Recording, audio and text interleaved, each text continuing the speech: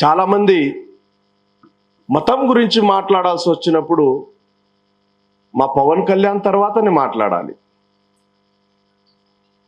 ఆంధ్రప్రదేశ్ రాష్ట్ర ఉప ముఖ్యమంత్రి యాక్టర్ పవన్ కళ్యాణ్. నేను సినిమాలు చూడనండి, పేర్లు గుర్తుండే. సనాతన ధర్మాన్ని రక్షించాలని పాపం అరుస్తా ఉంటే జాలనిపిస్తుంది. ఎంత కష్టపడుతున్నాడు ఈయన అని. మనుస్మృతి అధ్యాయం 2 శ్లోకం 188. శూద్రులు ఎటువంటి ఆస్తుల్ని కలిగి ఉండరాదు, శూద్రులు గో సంపదను కలిగి ఉండరాదు, శూద్రులు అశ్వాలను కలిగి ఉండరాదు, శూద్రులు బంగారు ఆభరణాలను ధరించరాదు, శూద్రులు నెయ్యి తినరాదు. ఇప్పుడు పవన్ కళ్యాణ్ మాట్లాడాలి సనాతన ధర్మం గురించి. నీ సనాతన ధర్మానికి వ్యతిరేకంగా సంపదను పోగు చేసుకున్నావు, దానం చేయి.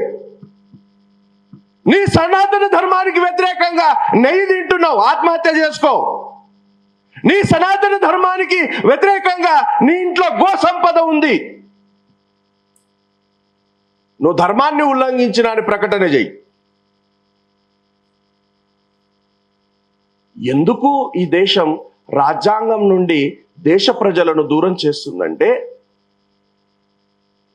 రాజ్యాంగం కంటే ముందు ఈ దేశ సామాజిక వ్యవస్థ అత్యంత ప్రమాదకరంలో ఉంది. ఎంత ప్రమాదకరంగా ఉందంటే మీకు ఒక శ్లోకం చెప్తాను.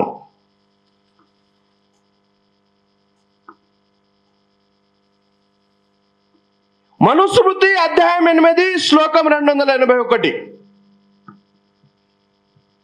బ్రాహ్మణునితో సమానంగా కూర్చున్న శూద్రుని యొక్క పిర్రలను ఎర్రని ఇనుప చెవ్వలతో కాల్చాలి. ఇది చట్టం అండి.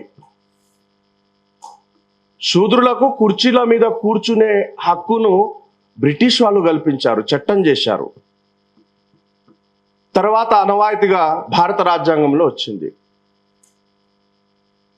ఈరోజు రాజ్యం ఏలుతున్నటువంటి వాళ్ళు బ్రాహ్మణుతో సమానంగా కూర్చొని పూజలు చేస్తున్నటువంటి పవన్ కళ్యాణ్ లాంటి వాళ్ళు వైదిక బ్రాహ్మణ ధర్మాన్ని ఉల్లంఘించినందుకు అతని పిరుదుల్ని ఎర్రని కాల్చిన ఇనుప చువ్వలతో కాల్చాలి. ధర్మాన్ని ఉల్లంఘించాడు కదా. ధర్మం నేను చెప్పట్లా, ఈ ధర్మం చెప్తుంది. రాజ్యాంగం కంటే ముందు ఈ దేశంలో ఉన్న రాజ్యాంగం శాసిస్తుంది. ఆ రాజ్యాంగం చెప్తుంది. చాలా మంది అంటున్నారు, ఎక్కడ పోయింది సార్, ఎక్కడ ఉంది ఇప్పుడు ఆ రాజ్యాంగం అని. ఆ రాజ్యాంగం పోదు, వాళ్ళ డిఎన్ఏలో ఇంజెక్ట్ చేయబడ్డది. కారణం ఏంటి?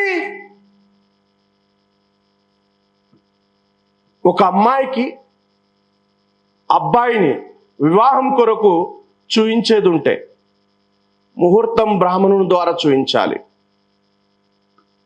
సరైన ముహూర్తంలో వాళ్ళ ఎంగేజ్మెంట్ జరగాలి. సరైన ముహూర్తంలో తాంబూలాలు మార్చుకోవాలి. దాని తర్వాత సరైన ముహూర్తం చూసి వివాహం చేస్తారు. తర్వాత గర్భంలో పిండం పడితే ఆ పిండానికి గర్భ సంస్కార విధులు బ్రాహ్మణుని ద్వారా చేస్తారు.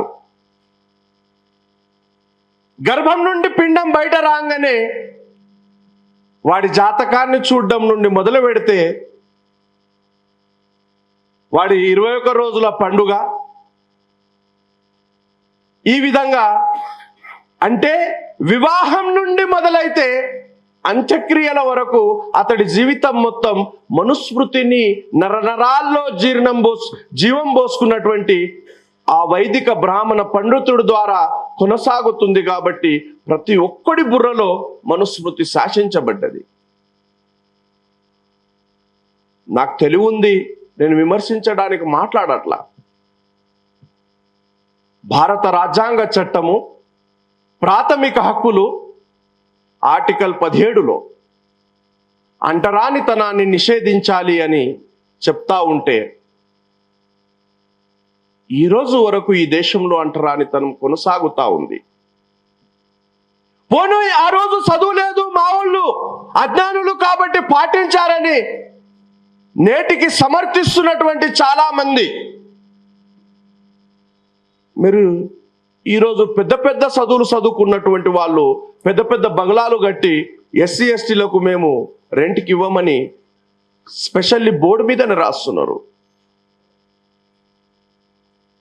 భారత రాజ్యాంగం 1950 26 జనున అమల్లోకి వస్తే ఈరోజు 75 సంవత్సరాలు పూర్తి చేసుకుంటున్నారు రాజ్యాంగం అమల్లోకి వచ్చి. బడా బడా చదువులు చదివి అనేక రకాల రాజ్యాంగ పదవులను అనుభవిస్తున్నటువంటి ఈ మానవ సమాజం నేటికి కూడా కుల వివక్షతను పాటిస్తుంది. దీని మీద ఈ పౌర సమాజం నాయకులు మాట్లాడు. ఒకడంటాడు, వాడెవడో గోనె ప్రకాశ్రావు,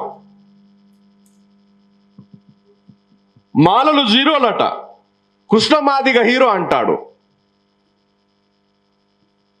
ఇప్పుడే పాప ప్రియంబల్ చదివింది.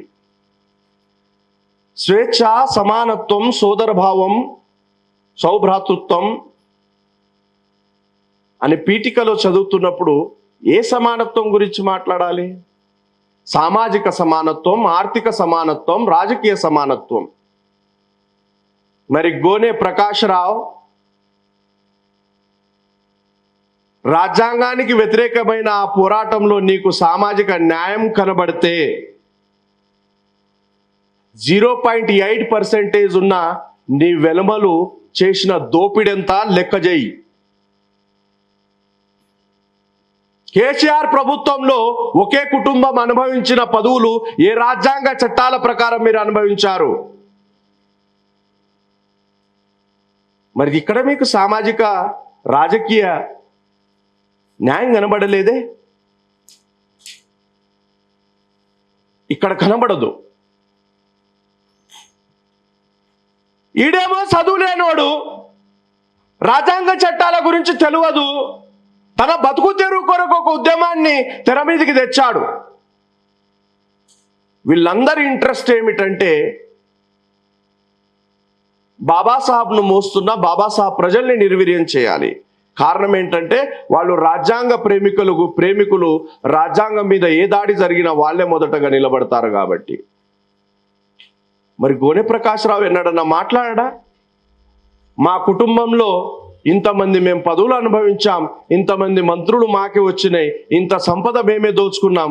ఆర్థిక సమానత్వం ప్రియంబల్లో భారత రాజ్యాంగం చెప్తుంది, సామాజిక సమానత్వం చెప్తుంది, రాజకీయ సమానత్వం చెప్తుంది. మరి రాజకీయ సమానత్వంలో నీ కులోపోడు అయిన చంద్రశేఖర్ రావు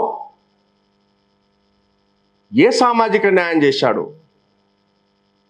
ఇక్కడ వస్తూ మాట్లాడుతున్నటువంటి ప్రొఫెసర్ హరగోపాల్, నీ బ్రాహ్మణ ధర్మం ఈ దేశంలో అడుగడుగున ప్రతి వ్యవస్థను శాసిస్తుంది. అక్కడ సామాజిక న్యాయం అడుగు చూద్దాం. సుప్రీంకోర్టులో దాదాపు 90% జడ్జిలు బ్రాహ్మణులే, హైకోర్టులో దాదాపు 80% జడ్జిలు బ్రాహ్మణులే. ఇక్కడే మాట్లాడు చూద్దాం. హైకోర్టులో, సుప్రీంకోర్టులో సామాజిక న్యాయం చేయమని పోరాటం చేయి హరగోపాల్. నీలో ఉన్న సామాజిక న్యాయం ఎటువంటిదో అప్పుడు బయటపడుతుంది.